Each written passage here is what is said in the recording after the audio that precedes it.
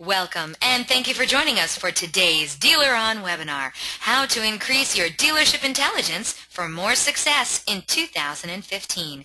My name is Eliana Raggio, and I'll be your moderator today. And today's webinar is being presented by Dealer On. And for anyone who isn't familiar with Dealer On, well, we're an award-winning website development company and digital agency. And we're best known for our amazing SEO, the absolute best customer service, and the highest converting website designs in the industry, including the brand new Chameleon responsive website platform. I want to let you know we just came back from NADA, and I am thrilled to announce that Dealer On has been named again as a top-rated website provider in the 6th Annual Driving Sales Dealer Satisfaction Awards, and we also won the Pinnacle Award from AWA. And I want to thank you all so much for voting for us. We're very, very pleased and very proud. And for more information on who we are and what we do, please check us out at our gorgeous brand new Dealer On website at dealeron.com.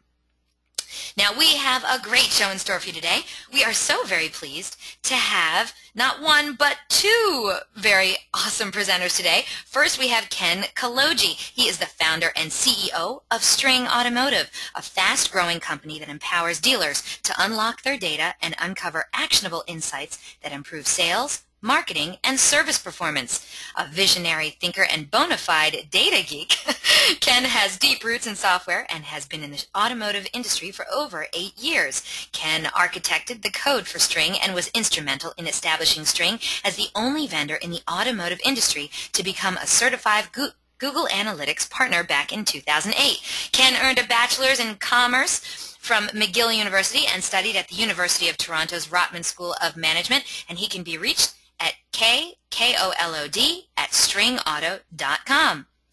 Now, joining Ken today is his equally smart brother, Matthew Kolodziej, who started his digital marketing career at Toronto-based Fabu Marketing, helping small businesses hone their online content and search strategies and products.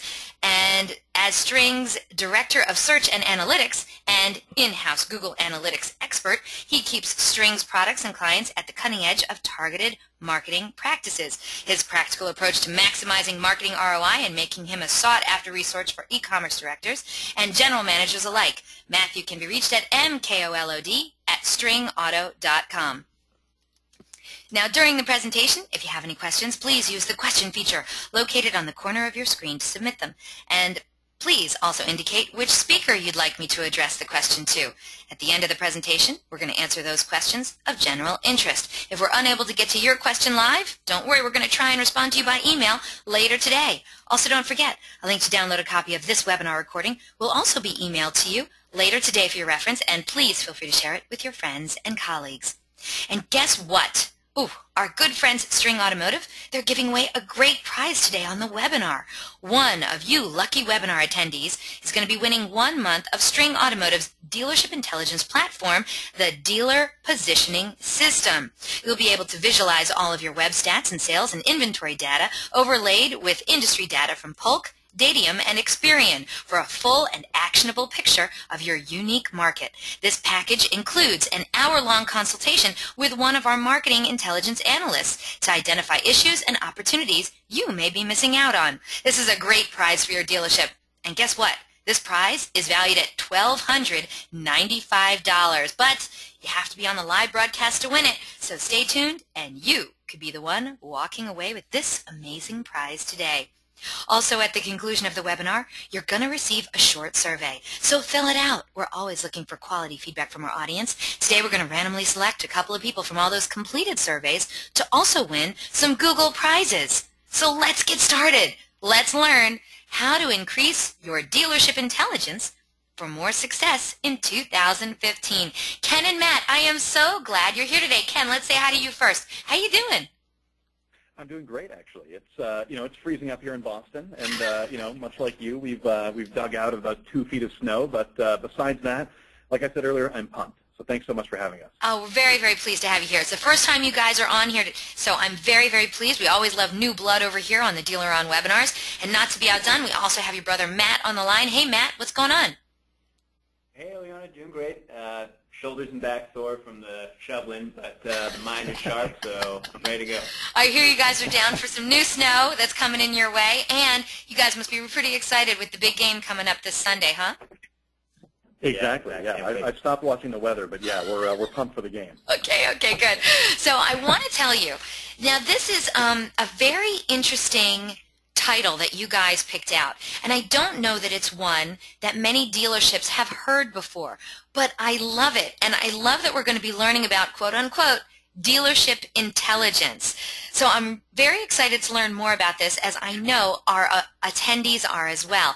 So Ken, let's start off with you. Why don't you tell us the kinds of things we're going to be learning about today and what the heck all this dealership intelligence stuff is? Sounds good. Thanks, Eliana, and thanks again to Dealer On for hosting us. And of course, before I get started, thanks to everyone who's listening, who signed up, who's on the broadcast. Thanks very much. So let's go through the objectives here, and then we're going to talk about the agenda in a second. So first of all, Eliana, as you pointed out, sort of a new term that we've coined that we're using, dealership intelligence. We're going to define that, exactly what that is, what that means to a dealership and its operations.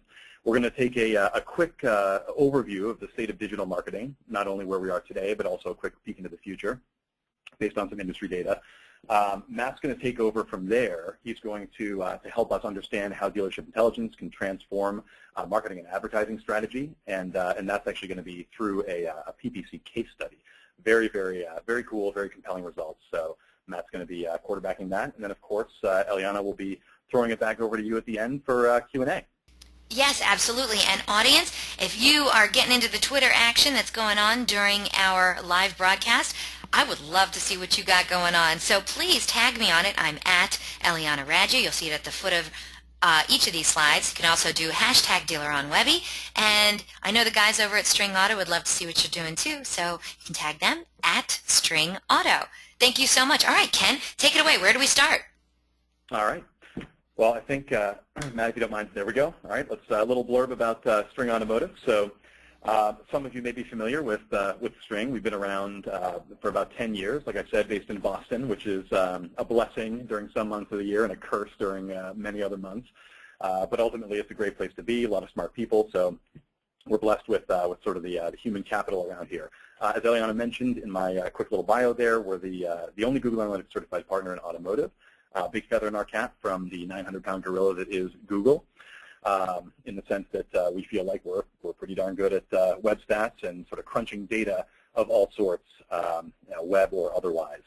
And lastly, again, talking a lot about dealership intelligence. So about a year and a half ago, 16 months ago, give or take, we launched what we call the the dealer positioning system, the DPS. And that's really the sort of where the rubber meets the road. All this talk about dealership intelligence that we're going to do during the presentation and how it can be applied. Our DPS system is really, really where, again, the rubber meets the road and where it can be applied. All this data, all these inputs for actionable insight to help dealers make better data-driven decisions around marketing and advertising, help increase sales. So that's us in a nutshell. So quick run through of the agenda. We covered a bunch of these points during the takeaways there a couple slides ago. So we're going to define dealership intelligence and try to make a solid case for why you should care about it, why it's very important. Again, talk about the state of digital marketing. We'll talk about focus areas of improvement on PPC campaigns, website optimization across the board. Again, a case study, dealership intelligence work, and that's going to be really around PPC, 90-day study that we did. Like I said, Matt's going to quarterback that, a little pilot program, very exciting. And then lastly, again, this is not just digitally oriented, even though the subject matter of today's webinar will be focused on PPC and digital marketing. This is these techniques can be applied across the board, and you guys can and should do this yourselves. It's well worth the minimal investment in time. So I think before we get right into the meat of it, Eliana, I'll kick it back to you. I think we're going to ask a poll question here, framing question, see what the results are. That sounds great. All right, audience, your first of 3 poll questions is on the screen now. We'd love to know what's going on at your dealership. Here's the question for you. Which of the following is your biggest pain point in your dealership today? Now we got 5 answers for you, so hopefully one of these fits. Please select one of the following answers. Is it spending your marketing budget more effectively? Moving specific models out of the lot? Is it getting better performance out of your vendors? Holding your employees accountable? Or demonstrating your success and getting buy-in for your initiatives? Please select one of those following answers. Now, I know there's a lot of you out there, so we'd love to hear from more of you. Once we get a majority of the votes in, we'll close the poll and we'll share the results. Let's read that question again. Which of the following is your biggest pain point in your dealership today? Please just select one of these answers. Spending marketing budget more effectively, moving specific models, getting better performance out of your vendors, holding your employees accountable, or demonstrating your successes and getting buy-in for more initiatives. Thank you so much for voting, audience. I got to tell you, Ken, Matt, I'm seeing the votes come in. I don't know if this is the results you were thinking you were going to get. Uh-oh. But we'll Is that see. a good We'll thing or see. a bad thing? I guess maybe I'm the one who's wrong. I thought it was going to be a different answer that was going to be the majority. So I guess I'm the one who's wrong on this one. But you know what? The people have spoken, and we got the votes in. And if you're ready, I will share these results. I cannot wait to see. Okay. Let's close the poll. We'll share the results. Okay, overwhelming majority, 48% picked the first answer. 48%, that's almost half. Spending my marketing budget more effectively. 6% said they have trouble moving specific models. 6% said they would love to get better performance out of their vendors. 16% said they want to learn more about holding their employees accountable. And 23%, almost a quarter, said they have problems demonstrating their success and getting buy-in for their initiatives. Ken, is that what you were expecting?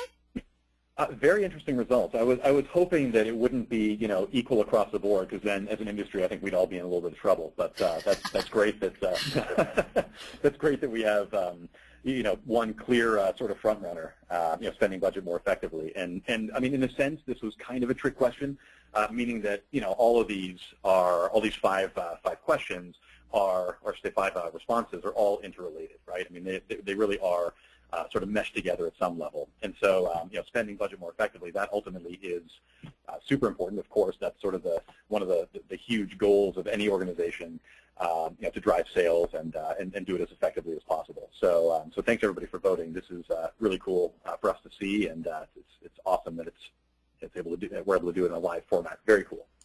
Well, back to you, Ken.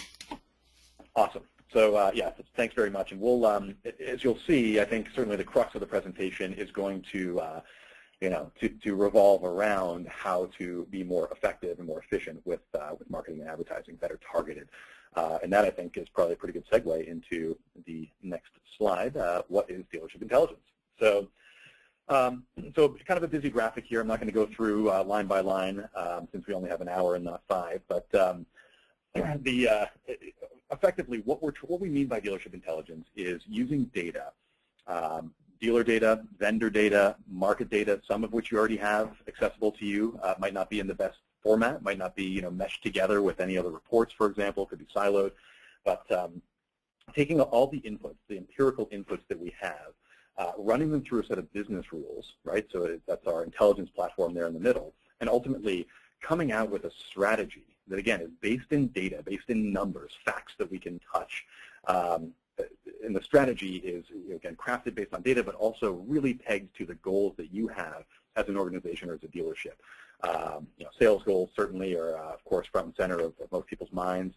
And then not just from a strategic perspective, how to execute, or sorry, I should say how to craft a strategy, but also how to execute on that strategy, and ultimately how to evaluate that strategy. And so the execution, of course, that involves all the partners, all the vendors, all the employees inside the dealership, the processes you have, and then the evaluation, again, that speaks to the whole holding people accountable, both vendors, employees, and of course yourself. So again, it's all interrelated, and ultimately, again, it's about applying data in a really easy, simple way difficult for us. There's a lot of heavy lifting, of course, involved. A lot goes on behind the scenes, but making it super easy and digestible so that way you can make data-driven decisions around strategy, execution, and then evaluate that and constantly revise and refine. So that's what we mean by dealership intelligence. Matt, if you don't mind going to the next slide. So now that I've sort of thrown that out there, a bit of a hairy definition there, why should you care? Why is this a big concept? And we have a bullseye up here, or a dartboard, I should say, because we have heard the expression when it comes to trying to figure out how to evaluate strategy, spend, targeting when it comes to marketing and advertising. I mean, I can't even tell you how many times across the U.S., across all different franchises, different markets, et cetera, dealers have the same analogy, which is, I feel like I'm throwing darts at the dartboard. And so that's exactly why we have this dartboard up here. And so I'm sure a lot of us feel this way in the sense that you might have the best location, you might have the best inventory, you might have the best people, the best processes, the best partners. But if you don't have a cohesive strategy, looking at the numbers to tie all of this together, then really at the end of the day, you are throwing darts at the dartboard or throwing dice against the wall and seeing where they land. And you're not making best usage of the resources that you have available. And so ultimately, you should care about dealership intelligence. You should care about making these data-driven decisions and setting strategy this way, because it's going to help you more consistently and more predictably hit the bullseye on a month-by-month basis. So that's why we are so passionate about this. We have staked our entire company on this. We are super passionate about it. Like I said, we're pumped to be here and just pumped in general to talk about this. And like I said earlier, really compelling results coming up. So anyway, so that's before I continue to ramble on. That's why you should care about dealership intelligence. And this brings us to poll question number 2. Poll question number 2 is on the screen now. This one's a pretty easy one. We want to know, finish this statement. In 2015, I see my digital ad budget, and please select one of the following: growing a lot, growing a little, staying about the same, shrinking a little, or shrinking a lot. What do you think your digital ad budget is going to do by the end of this year? Please select one of the following, and once we get a majority of those votes in, we'll close the poll and we'll share the results. So finish this statement. In 2015, I see my digital ad budget growing a lot, growing a little, staying about the same, shrinking a little, or shrinking a lot. And the votes are coming in fast and furious. Thank you so much, audience. You are awesome. We really, really appreciate it. And I'm going to wait another couple of seconds. We only have one more poll question. It's going to come much later on in the presentation. But we thank you in advance for putting your votes in. All right, Ken, if you're ready, I'm ready to rock this. I am ready. I was born ready, Elliot. You're born, of course you are. Here we go. All right, let's see. 41% of today's audience said that their ad budget is going to grow a lot in 2015. Surprisingly enough, almost as many, a little bit more, 44% of today's audience said that their digital ad budget, they believe, is going to grow by a little bit. Now, only 6% said that they believe their digital ad budget is going to stay the same. And 9% believe that their digital ad budget is going to shrink a little bit. Now, no one said shrink a lot, so I guess we have that. But to go back to it, that means 85% of today's audience believe that their digital ad budget is going to grow in 2015. Ken, does that help you out? Yeah, that's fantastic. And that, again, that could not have been a better segue into the next section in terms of the content we're going to cover. I had mentioned earlier that we're going to talk about the state of digital marketing, and you guys have sort of preempted the point that we're going to make here based on the eMarketer data from the end of last year that we have in this slide and the next slide. So frankly, I mean, it's again, you guys, maybe the pool we have of attendees is super technically savvy, but that certainly could be, knowing the typical dealer-on smart dealer client base. But if we look at the trends as a whole, right? So we see in 2014 overall spending. Let's talk about advertising across all channels is $180 billion. This is not just for automotive. This is across the board in the U.S. I mean, that is a ton of money. $200 billion, of which about $51 billion of that was dedicated to digital, and about $20 billion of that was mobile. All right, so looking between 2014 and 2015, the story that we see, and again, this really reflects where everybody thinks their budgets in 15 are going to go. While we see total spending only going up by about 5% overall to about $190 billion, we see digital ad spending growing, but really mobile, interestingly enough, completely outpacing any of the other trends there, and growing by about 50% year on year. So that's eMarketer's prediction for 2015, that the store, basically, to sum it up, the story is going to be, traditional is about flat. It's going to be some growth in overall spending, and that's going to be driven by digital. And specifically, their prediction is that mobile is going to be driving the bulk of that digital growth. So really interesting, for us to see that. And again, it mirrors perfectly the poll results, I think. Matt, if you don't mind going to the next slide. Yeah, and also I'm just trying to. Yeah, just the mobile growth in particular, that industry trend we've seen in auto just towards more responsiveness in website platforms, that's definitely the right move as a whole for this industry if we're going to see mobile spending increase by, close to 50% this year versus last year. Yeah, that's an excellent point. Having having technology that backs up the trends, the consumer trends that that eMarketer, for example, and other companies are seeing, to mirror the the corporate spend, the advertising spend, and I guess not to sort of get ahead of ourselves here, but that is an excellent point, Matt. Not just in general, but also based on the results that you'll be presenting in a couple of slides. In terms of how to optimize, and so having that sort of a responsive platform, very, very key, providing that that seamless experience for all these all these mobile shoppers that are coming through, right? So very important. Real quick, just to dig in a little bit before Matt, I throw it back over to you. So let's look at auto specifically. So auto, has seen above 10%, almost actually above 20% growth here in 2013, and about 20% growth year on year in between 2013 and 2014. So auto is responsible for a lot of the digital spend overall, and you can see that spend will continue to grow. And in fact, by 2018, auto is going to be, as predicted by eMarketer, auto is going to be the second largest industry segment in the U.S. for digital spend, second only to just the generic retail segment. The Targets, for example, the Walmarts, et cetera, et cetera. So the two takeaways. One, auto is a powerful force to be reckoned with, as we already know, especially with regard to advertising, and it's only going to grow in power or potence, so to speak. And secondly, and of course this segues into the next section, the way we see it, it is critically important because there's going to be so much more money and, dare I even say, sophistication going into these advertising strategies. It's important to lock down a digital strategy, or overall strategy, I should say, sooner rather than later, because clearly you can see by the upward trend in these overall spend bars here, the amount of money that's being poured into digital is only going to grow. So it's important to lock down a strategy. So with that, Matt, I'll hand it off to you. Right. Yeah. Well, exactly. As the forecasted budgets keep increasing year over year over year, it's no secret that you'll want to be as effective as possible with that spend. So that's kind of what we took as the grand initiative that we were going after with this particular study.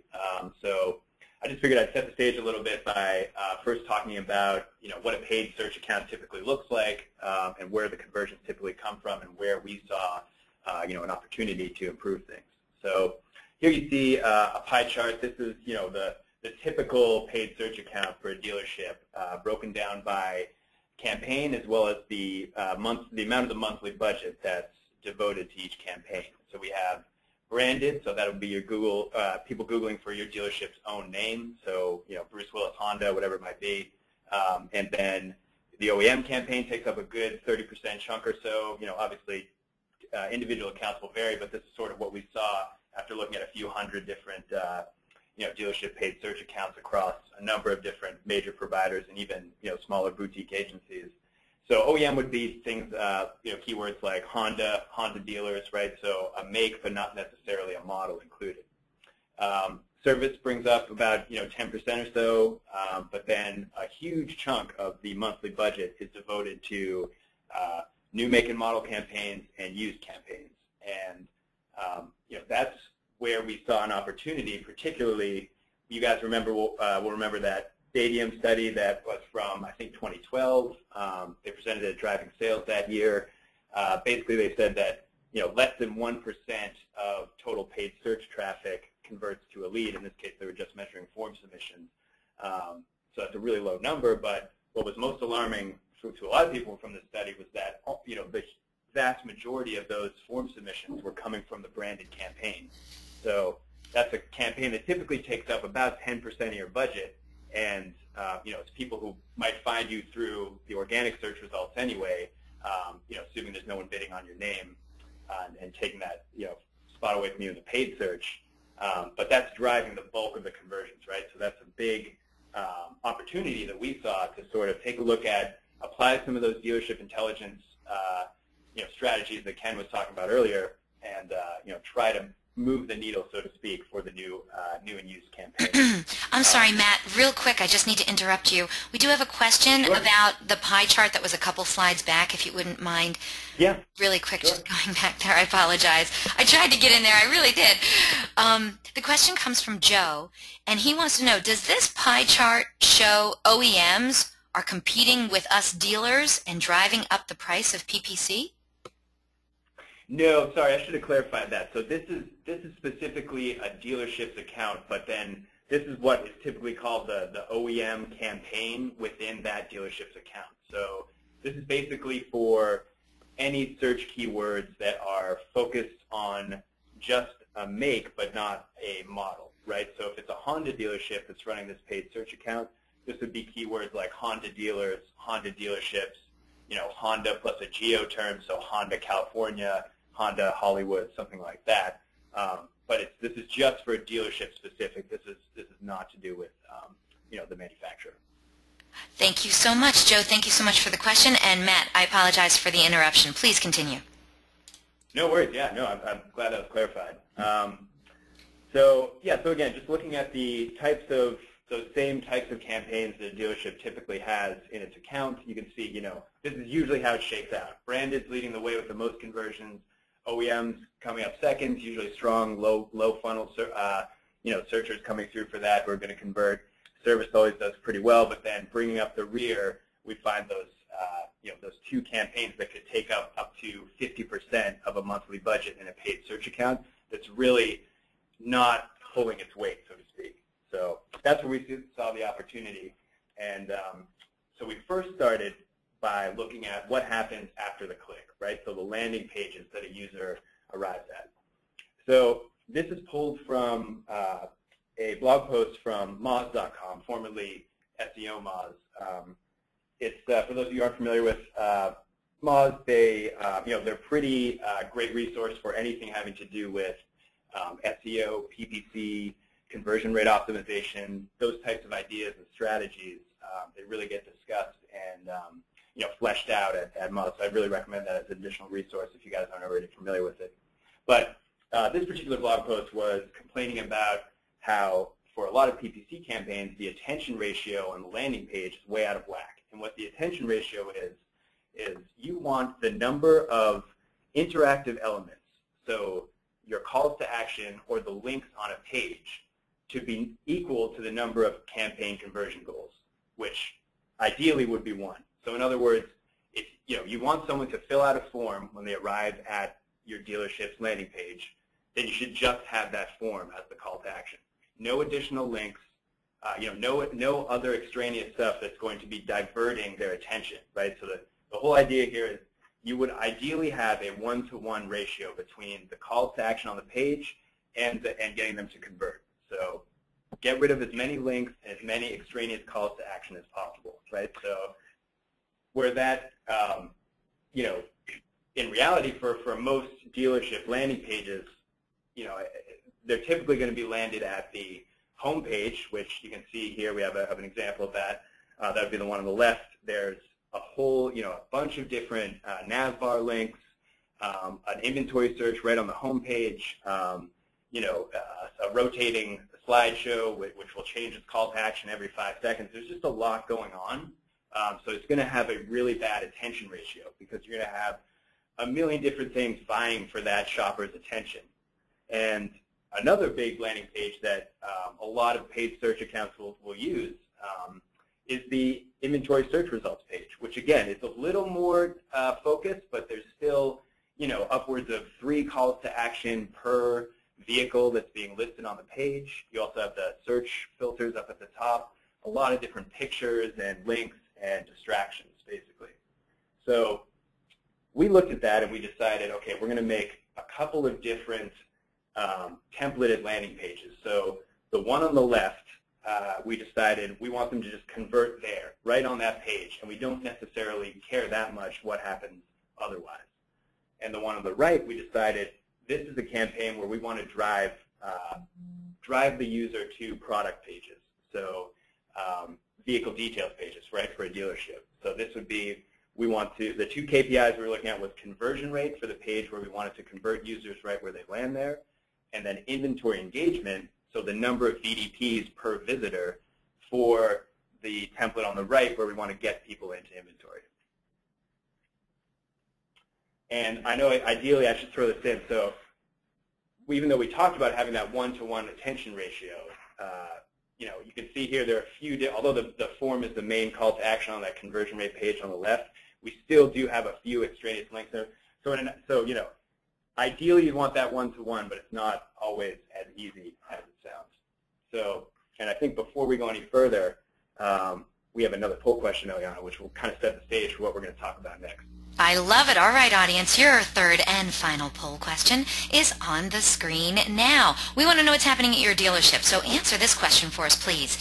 How do you currently target your digital marketing strategy or pay-per-click campaigns? Please select one of the following answers. Do you use radius targeting?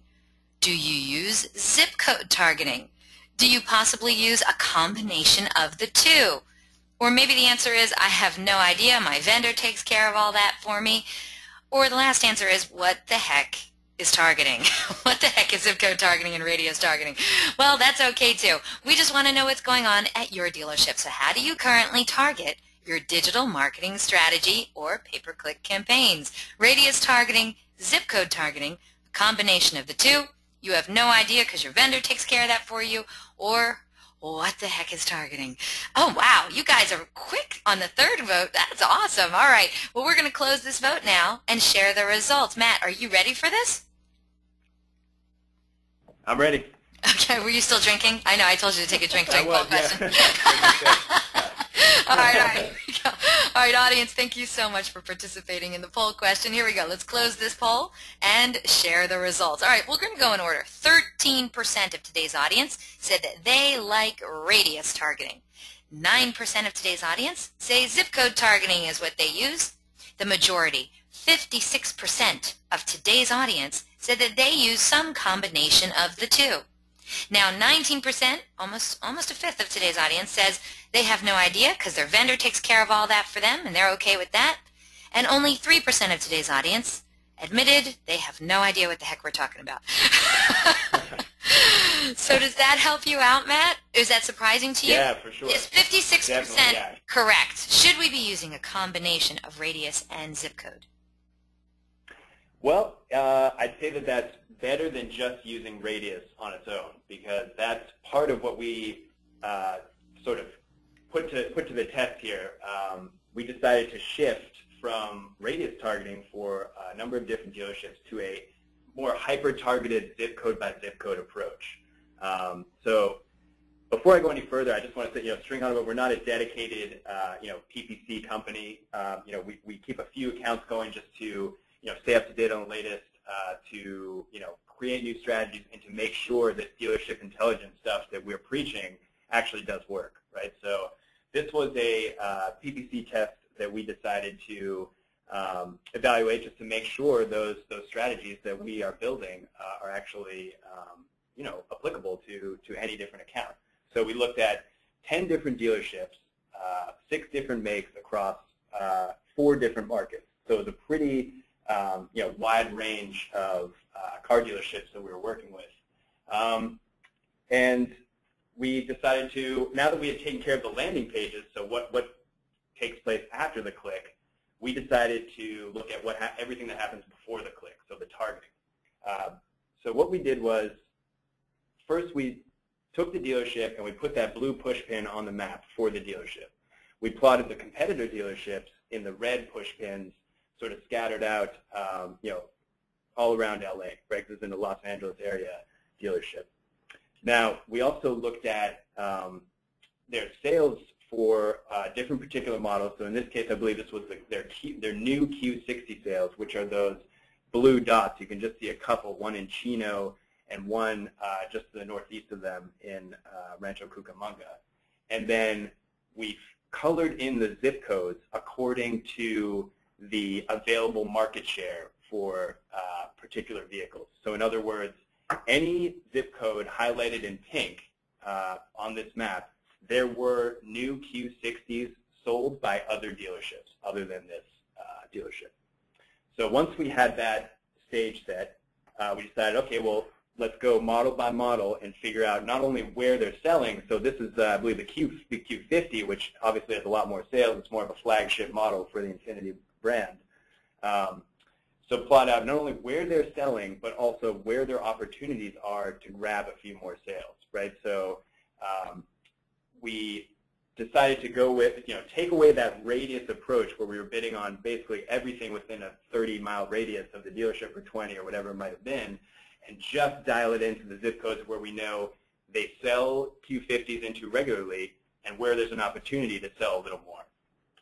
And this can even be applied to an OEM campaign. So if you wanted to search for any Infiniti, and not necessarily at a model level, this would be all of their sales and all of their opportunity. And you can see the shading of the pink zip codes gets deeper where there's more market opportunity for that particular OEM. So in other words, in Chino Hills, to the south of the dealership, there were a number of new Infinitis being sold by other dealerships. So that's why that jumps out of that deep red as a fantastic opportunity for them to target in there and gain some market share. So after we found the different zip codes that we wanted to target, we dialed in. So we said, all right, well, we wanted to move more Q50s. And so this is a zip code where this particular dealership had sold 4 out of the 7 new Q50s in this month in this zip code.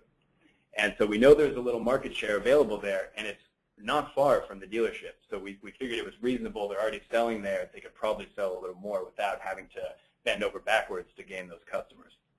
So now that we know where we want to target, the next step was learning a little bit more about the Q50 buyers in that zip code. So thanks to the folks at Experian, we have a wealth of demographic data on, model by model car shoppers for the entire country. So for this particular zip code, Chino Hills, just looking at Q50 shoppers, there were 37 households that bought a Q50 in the last 12 months. What their demographic profile was, right? So what generation are they? What stage of life are they in? What's going to appeal to them just from a sort of higher level demographic standpoint? Are they, cosmopolitan achievers? Are they middle-aged couples with large families, who are more family focused, right? We also got to know their average income, what they make per year per household.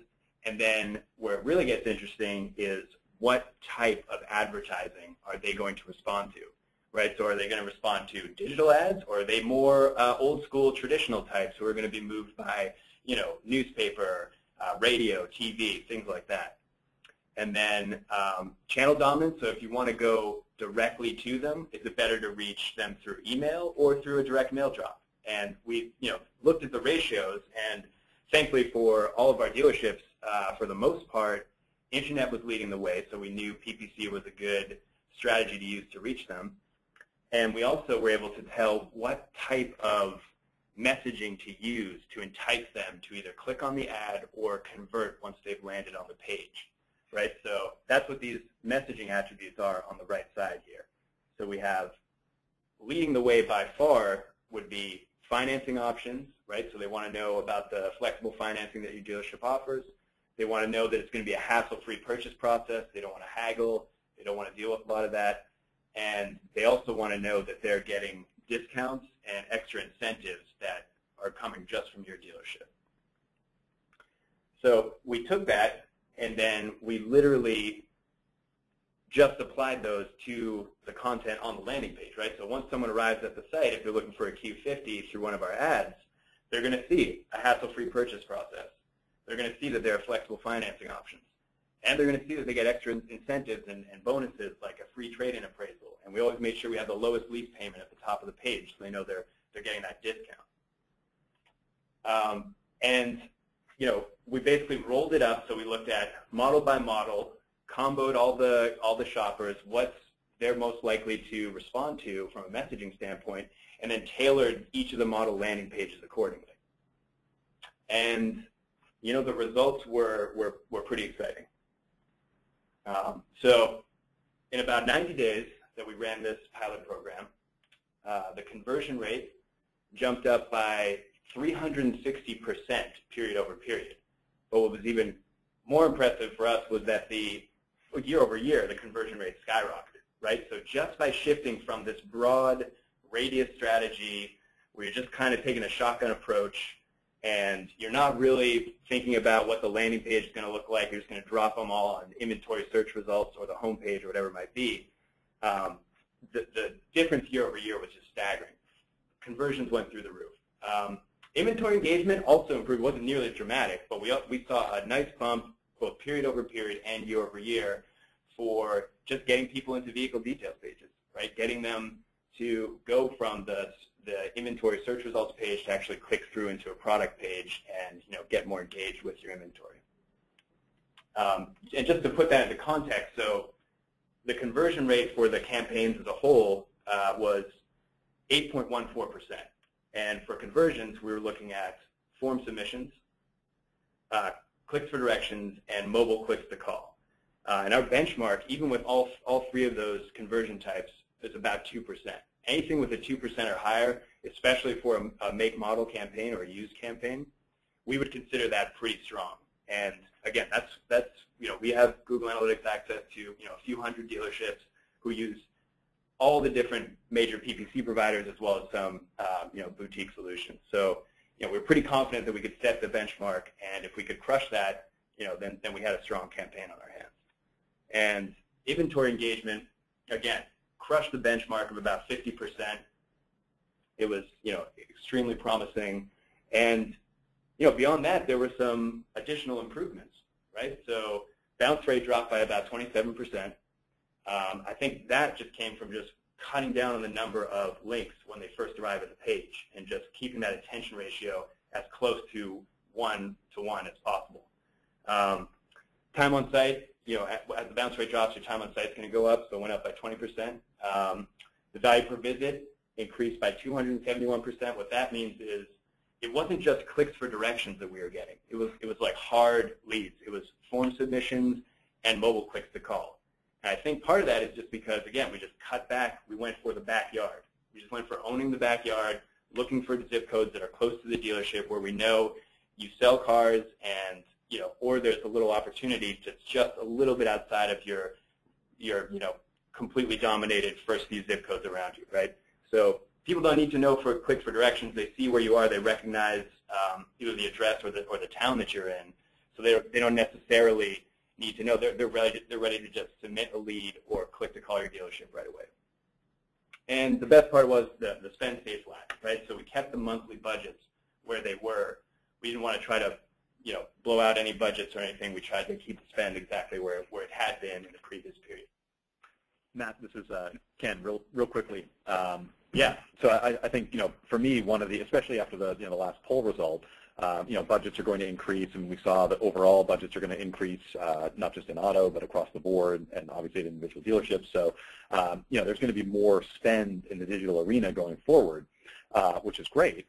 The battlefield is sort of shifting a little bit, but the moral of this story is that if you apply the data, just to sort of sum it up here, we're trying to help everybody spend a little bit smarter instead of just spending more, right? And so by figuring out where you need to target, who you need to target, how you need to target them or message to them, and then ultimately what you want to say to them, and then applying that on the front end, the bidding, the zip code targeting, the ad copy, and then on the back end with clear, concise landing pages. that allows you to squeeze a lot more mileage out of that those particular campaigns and out of that budget. So critical because, again, sometimes the solution is you need to spend more in different places or in different media or channels, but often we have found that it's important to really figure out where you absolutely need to be spending and optimize the messaging, optimize the delivery mechanism before necessarily just pulling the trigger and and going forward with bigger spend. And Ed Brooks, if you're listening, I hope that helps answer your concern there. So. We're getting a lot of people who are writing in saying, I love these tools, I love this technology, I wish they had these kind of tools, 10 years ago. And Bill even wrote in, it makes it idiot-proof. Yeah, sorry, Matty, go ahead. No, I was just going to say, exactly, it doesn't have to just be PPC. I mean, it could be, direct mail. It can be, these days with digital TV, cable TV, you can target certain markets and zip codes. Facebook, you can get pretty granular with your targeting. Obviously, everything through display. So, anything with flexible geo-targeting options, I would say this strategy is applicable. And again, we're not even an agency, so we just saw the experience that they want a hassle-free purchase process, and we literally just put that in almost word for word. We didn't even get that fancy or creative with it. I can only imagine the results will be even stronger with dedicated teams behind it, and really creative agencies, et cetera, et cetera. So sky's the limit. Well said. I agree. Let's go. Yeah. So, and just to highlight a few more things, so exactly, so, we have a couple more options here. You can appeal to young families if that's more the demographic. Highlight the vehicle awards, value-focused messaging. Once Experian or whatever demographic program you have tells you what to include in the copy, you can tailor it that way. And, and Matt, that was flexible. And, yep, go ahead again. Sorry, Matt, that was just in case, I don't know if that was a mock-up that we did just for to show how it could be applied to an email campaign, right? So again, it's not just PPC. I mean, these, people are people. The data is the data, and it's, some of them, of course, like more of a digital messaging. Some of them like more traditional. Some of them, don't care, et cetera, et cetera. But, past that, these data points, the targeting, the messaging, et cetera, that applies across the board. It's not just for PPC, and that's the point that we're trying to convey with those last couple of slides there. That these are techniques that you can and should be using across the board. It's just about hitting the right people with the right message at the right time in the right medium, and that is so powerful. So go ahead, Matt. Sorry. Yeah, and just some key takeaways. Big data has been a buzzword for a couple of years. Everyone's talking about data, and data is great. We wouldn't have all these great tools without data, but intelligence actually helps you know what you don't know and makes that data actionable, right? So that's why it's one thing to have all the data in the world, but you really need it to be actionable and something you can work with on a daily basis. Own your own backyard before turning to conquesting. Again, get rid of that radius targeting, go just zip by zip, make sure you're owning your backyard, or just picking a few zips where it's reasonable for you to pull in shoppers. Keep it hyper-targeted.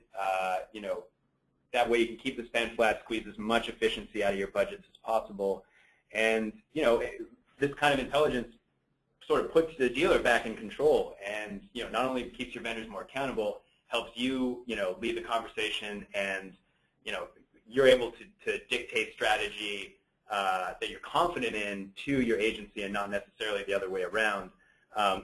We had one dealer who was trying to break into a few zip codes, but the Experian, his agency kept saying let's ramp up digital, but in this case the Experian data was telling him, these are actually old school, traditional, wealthy shoppers.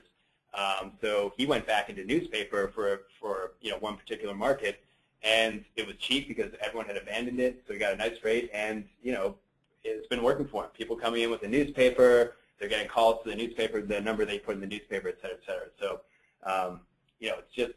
it's about removing that sort of gut instinct and letting the data lead the way, even if that's something that maybe you or your agency doesn't necessarily think is the right strategy. And some resources. So if you guys want to learn more, we have more examples of putting these strategies into practice. We have a few ebooks as well as some other webinars and tools, and that can all be found at stringautomotive.com/resources. And I love that. We have some time. Yeah. All right. All right. Thank you so much, Ken and Matt. Boy, that's some eye-opening stuff there.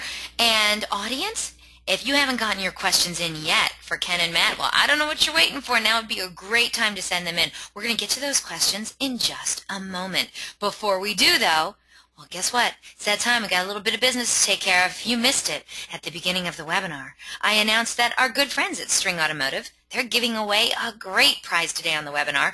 One of you lucky webinar attendees is going to be winning 1 month of String Automotive's dealership intelligence platform. It's called the Dealer Positioning System. You'll be able to visualize all of your web stats and sales and inventory data overlaid with industry data from Polk, Datium, and Experian. And for a full intelligence analysis with an actionable picture of your unique market. Now, this package also is going to include an hour-long consultation. Matt, are you doing the hour-long consultation? Yeah, it could be. Yeah. It could be. It could be. So, seriously, smartest brothers in the business probably, right? But anyway, if you are ready to win this prize, you don't want to miss out on this. It's a phenomenal prize for your dealership. This prize is valued at $1,295. All you got to do is be the first one to answer the question correctly, and you're the winner. So get ready. Get to your keyboards. First person to write in the correct response is going to be winning this awesome prize today. So here we go. Good luck, everyone. Of course, any vendors out there, please, if you wouldn't mind, please sit this one out. This prize is intended for dealership personnel only who'd like to try out this offering from String Automotive risk-free. We thank you in advance for your cooperation. All right, audience, here you go. Good luck. Here's the question. Now, earlier in the presentation, Ken and Matt were discussing attention ratios. So according to Ken and Matt, what is the ideal number of calls to action that you should have on any landing page? Yes, of course, everyone got that one right. I love this. I love this. Well, no surprise here. We do have a return winner on this one. The answer was 1 or 1-to-1. So congratulations to Karis McKee Kaiser. Karis, you are our winner today. I'm writing down your name. And of course, I forget what dealership you're from. You know, I should know this because your name has come across my board so many times before. But Karis, right in. Oh, yay, thanks. McKee Ford in Lincoln, Rapid City. Oh, McKee Ford, Lincoln, Rapid City, South Dakota. Karis McKee. I'm still writing your name. Kaiser. You are our winner today. Congratulations. You've won a tremendous prize today for your dealership. And our friends at String Automotive are going to be in touch with you directly on how you can get that dealership intelligence platform, the dealer positioning system, installed in your dealership for 1 month for free. And of course, anyone else, if you have questions or would like to know more about that product, don't hesitate to contact our friends at String Automotive. So thank you so much for playing, everyone. And of course, congratulations to Karis. And we want to thank our good friends at String Automotive for their incredible generosity. All right, fellas, are you ready for some questions from my audience? Ready. Ready. All right, here we go. Your first question came in pretty early. It came in from Michael. He says, how does the automotive industry within the dealership silo compare in percentage of digital advertising spend to other retail businesses? Now, Ken, Matt, you guys are strictly automotive, correct? Correct. Okay, so would you have the answer to Michael's question? He wants to know, you know, I guess in comparison to all the other retail businesses out there, what percentage is done by automotive when it comes to, you know, digital marketing, digital advertising? Yeah, and Michael, that's a great question. We can, we could do the math if we go back to one of those slides. I mean, I think trying to think, it was what, $51 billion in 2014, 50.8, and auto was a fairly, maybe, I don't know, 12% of that off the top of my head. But in terms of, that's just sort of overall. In terms of, industry by industry, we probably have to take a look at eMarketer, to see what the rankings are, or Kantar, for example. But we can certainly get back to you on on that. I mean, it's certainly something I'd be curious about myself. Yeah, I don't know the exact percentage offhand, but I can say it's substantial. eMarketer, they basically had an entire article and with the analysis and the report just specifically on auto, and so auto retailers, substantial chunk of the digital ad spend, and they expect them to continue to be that way. And they actually, one of the quotes from the article was, so automotive will basically stay at the forefront of digital marketing for the foreseeable future, right? So basically you guys are going to be pioneering a lot of the strategies that other segments are going to one day be using. So it's exciting. It is. All right, Michael, thank you for the great question. As a matter of fact, we have a couple of questions that came in from your next attendee. His name is Patrick. Patrick has two questions for you. So, Ken, I think this first question would be for you, because I think you talked about this early on in the slides. He says, if less than 1% of leads come from paid search traffic, then why invest so much money in PPC? Boom! What do you have to say to Patrick? was the boom in the question? No, the boom wasn't in the question. No, I added that, I will admit. Yeah, well, that's Matt. I think you quoted that stat. That was not only our own research, but also the DADIUM study from 2012. Am I correct on that? Correct. Yep. Yeah. Go ahead. Oh, well, I mean, I think that's an excellent question, and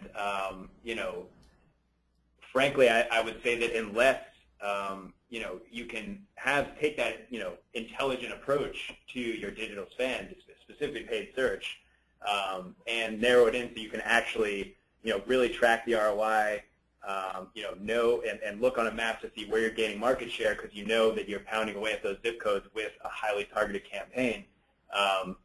I would say that you shouldn't spend that much, right? You should dial it back, figure out where your areas of opportunity are, just focus wholly on those, and then watch your market share grow if those campaigns are successful. Yeah, and just a quick follow up to that. Depending on the market, of course, and depending on the franchise that you have, I mean, there are a lot of variables that need to go into it.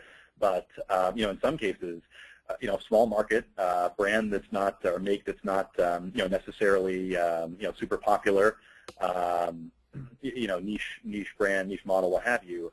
There just really isn't a ton of meat on the proverbial bone in a given market. And so if you have you might need a $1,000 budget for something that you might be spending $5,000 or $10,000 for, and there's just only so many eyeballs, right, to get. There are only so many searches that people are doing in a given month, in a given market, for a given, So anyway, there's a lot that you need to do to go into it. But to Matt's point, it's it's important to sort of get the lay of the land first, and then you can figure out, once you see results, expanding out, what have you. Right. Okay, great answer to that question. Let's see how you do with Patrick's next question. He says, what percent of my marketing budget should I be dedicating to PPC? I think a lot of people want to know that. And I know it's subjective, but is there a formula or something you can help dealers out with who have the exact same question? Silver bullet? Yeah, no, there's no. I know, right? Yeah, there's no single answer. I know, but he did write in. He's like, I'm asking for a rough ballpark. Is it 10%, 20%? I mean, is there anything you can help dealers with on this? Matt, why don't you field that one, since you're? Oh man, yeah, you're in the weeds. Not trying to throw it over to you. Sure. It's just Put the brother in the hot seat. Right. Geez, I would not want to be pinned down with a particular, I know it's a cop-out, but with a particular percentage. But I would say, depending on your market, it should be a substantial chunk of your budget, especially if you know, you have to have the digital presence to justify it, though. In other words, you know, if you're highly engaged with your you know, your website provider, your PPC agency, you know, so if you're dedicating those resources to it and you have the team with you to help you make sure that, you know, you have the custom landing pages, you're not just dropping everyone on home pages or inventory search results. You know, you have some, you know, a nice GA setup in place so you can track everything yourself, or, you know, something like what we offer to make sure that, you know, you're tracking the success of the campaigns. You know, you need those in place to make sure that what you're spending is actually you're getting your money's worth. But it could be that if you were to, you know, take a deeper dive into the demographics of your market, you know, if that ratio between digital and traditional spend is actually pretty flat, or if, you know, traditional is actually edging up in some areas, then, you know, I would, despite the industry as a whole trending, you know, hard toward digital, you know, for your particular market, it might make sense to dial it back. Right. I'm yeah. curious though, and just Patrick, he wrote in specifically. I meant what % of your digital budget is what he wrote. Oh, got it. Okay. I would say it should. For me, I'm a big believer in paid search. So I would say it should be a large chunk of your digital budget. Give me a percent. Go ahead, show me. Like 50? Let's say more than 50. More than 50? That's high. More than 50. I'm not a huge believer in social unless you're doing it extremely well. You know, for me, paid search, it's, you know, the intent of the user from the search term. There's just so much you can do to target it, to you know, to make sure that their intent from their search term matches what you're showing them when they arrive at the website. Whereas, you know, social, you know, if you're working with a great social agency, that's fantastic. But things like social pre-roll, all that extra stuff, you know, video SEO, it's too nebulous for me, and I like something I can just get my hands on track. So I would commit the bulk of my budget to paid search and maybe retargeting, as long as you have those good landing pages. I think you said the words that people really wanted to hear, because it's trackable. And where so many other things maybe aren't, you know what you're paying for and what you're going to probably get in the end. Okay, so Patrick, are we good? Do you have a follow-up question? You let me know. Oh, he said yes. Okay, great. And then David wrote in, thank you, Matt. You actually answered the question that so many others have shied away from. Kudos to you.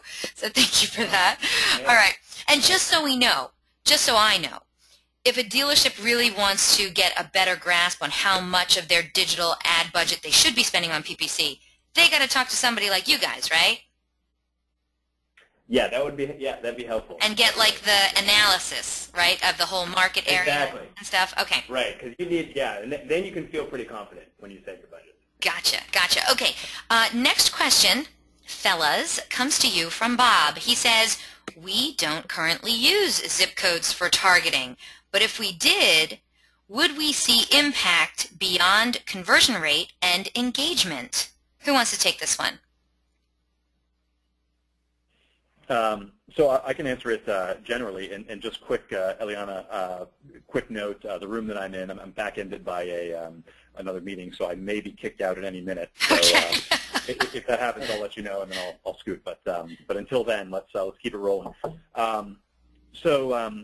Yeah, so in general, and this gets to the root of a really fundamental question, which is, okay, and I don't want to get us, down the rabbit hole, so to speak, but, as Matt was saying, a lot of the digital stuff is trackable, which is great, but ultimately you still have the people who maybe see something, don't, convert traditionally, phone call, email, what have you, even an hours and directions page, map print, for example, and they'll just drive right in, right? It's sort of the elusive, foot traffic metric. And so, in terms of an overall lift or an overall effect, if you're using zip code targeting and sort of seeing that beyond just traditional conversions, the answer is certainly you'd have some sort of impact.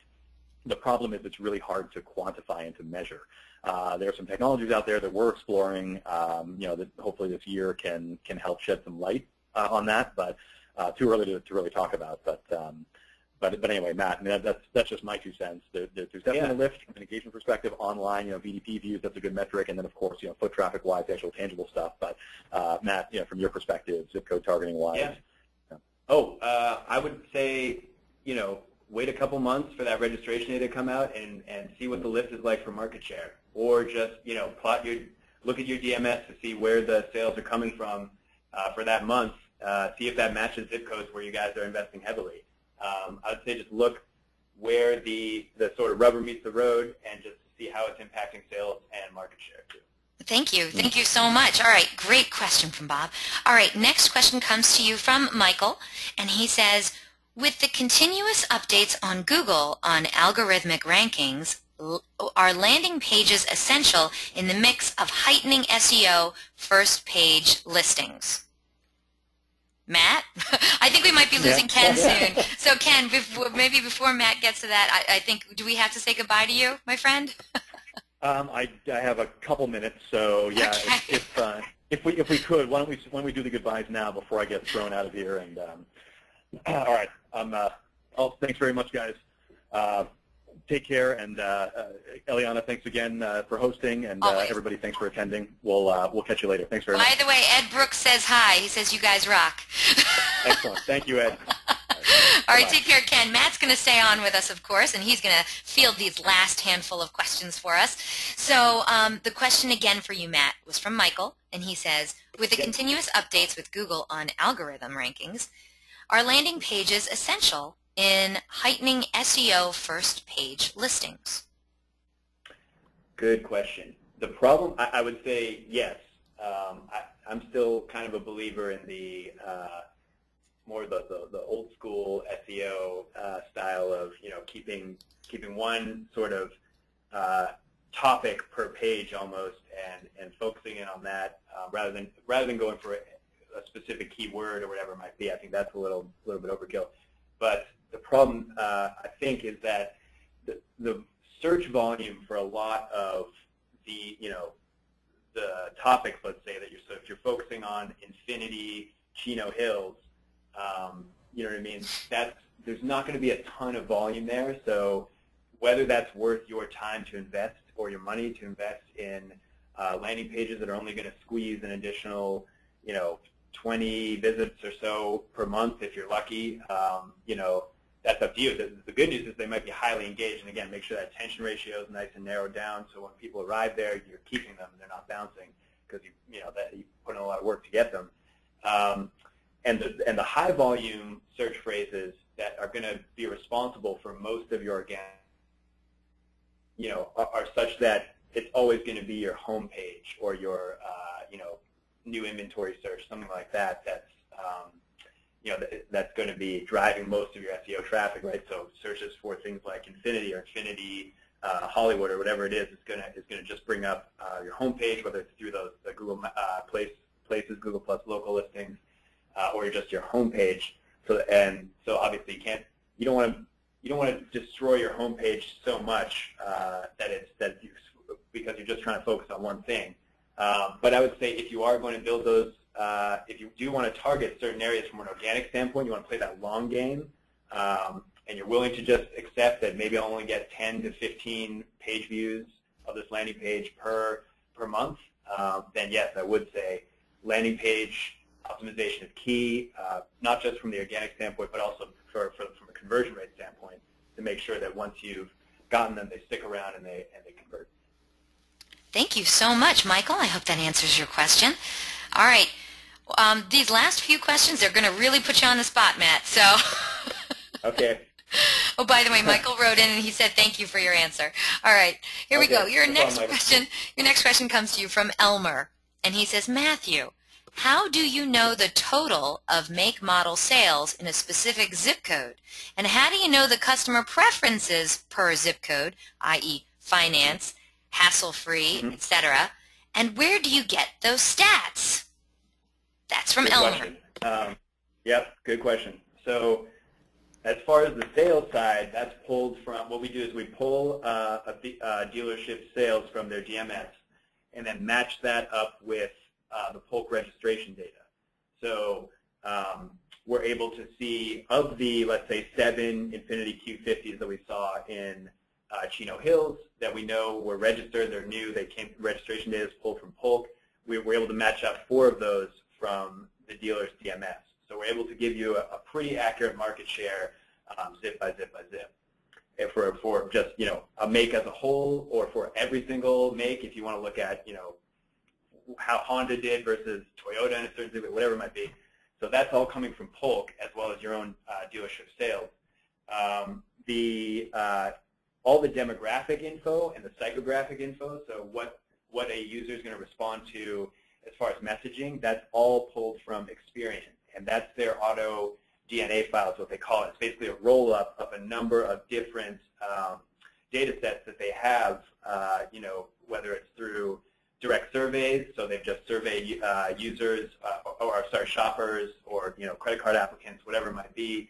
I think they analyze shopper behavior based on credit card purchases, and they have a number of different data sets because they've been snapping up a lot of data companies too around the country that they've combined into this massive, 90 gigabyte, whatever it is, basically, spreadsheet almost, which is enormous for for a spreadsheet. And then, so what we've done behind the scenes is sort of slice and dice it and pick out household by household. We roll it up by zip and by model. So that way we're able to say, okay, you want to know about Q50 shoppers in Chino Hills? Well, we know there were 37 households that bought one in the last 12 months, and here's how to message them. So it's really, we're just taking Experience, all that data and hard work they've done, and then we just put put our own hard work into it to slice and dice it and make it actionable and visual. I got you.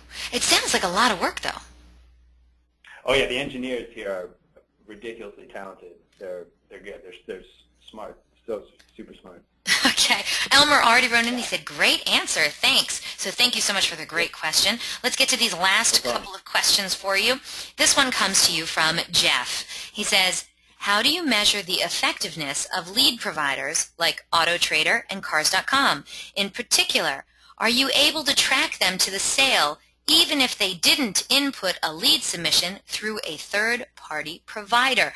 I'll tell you, Jeff's not alone. There's lots of dealerships out there who want to know that the money that they're spending on AutoTrader and Cars.com and the like are really getting them the sale, or is it something else that they're doing? So do you have help for Jeff and other dealers like him? To a certain extent, we have, obviously through Google Analytics, we can tell how many shoppers clicked through directly from, Cars.com or AutoTrader, whatever it might be, to your website, but that's only going to be a small fraction of the users who actually, saw your vehicles on that site, right? Because Cars.com and AutoTrader, their model is designed to keep shoppers on their own site because that's what will maximize profit for them. They don't necessarily want to send anybody to a dealership's website. That takes them out of their own, their own garden. So, so we can show that traffic, and then if you are able to, if you guys know about little UTM parameters, you tack onto the end of a URL. So in other words, your link on AutoTrader, you can add a little bit of, Google's UTM code to make sure that if someone clicks through from their mobile app, because part of how they always pitch their values, you can't see the full value of the visitors we're sending in GA without tagging the mobile side, because if it's coming from the app, Google Analytics won't be able to recognize that as an AutoTrader referral. So you can add that to get a fuller picture of the referrals coming through directly to your site. So that'll give you an idea of what that traffic did. Did they actually get into a vehicle details page? Did they visit my hours and directions? Did they click to call? All that good stuff. But if you want to know the whole picture and whether they led to a sale, which was I think your initial question, that's a lot trickier. That's going to involve digging through your CRM, and you're right. It's always going to be tied to some sort of conversion event, whether it's a form submission so you can match the emails up, or if you're able to track the incoming phone number from your call tracking provider, try to match that up to your sales records to try to get an idea that way. We don't have any way to do that right now. It just makes it easy. It's still right now going to be a lot of manual work going through the different email leads that you got, the calls you got, try to match that up to shoppers and match those up to the numbers placed to the phone, the calls placed to your Auto Trader number. Oh my goodness, that sounds like a pain in the butt. David wrote in, he said, Matt, is that UTM thing something that our website company should do, or does Auto Trader and Cars.com, etc. do it? It would be autotradercars.com. It wouldn't be your website provider. If you just Google URL builder, the first result that comes up is Google's little tool on the web page just to help you plug in the URL, set the referral to Auto Trader, the source to autotrader.com, the medium to referral. Your website provider would probably be able to help you with that. I bet if they're GA, Google Analytics savvy, they can probably help you do that. But the onus is going to be on Auto Trader or Cars.com to add that link in there, and then hopefully there's no issues there, because that's they can be able. Yeah. They can be what? What were you going to say? It can be a little difficult sometimes. So, but again, that's just the referrals coming directly to your site. Again, it doesn't play into all that Auto Trader is doing for you. So you really need to look at a few different data sets there. Gotcha. All right, I'll tell you what. Let's get to this very last question, then we'll close out the webinar. Okay. All right. Your last question comes to you from Kathy.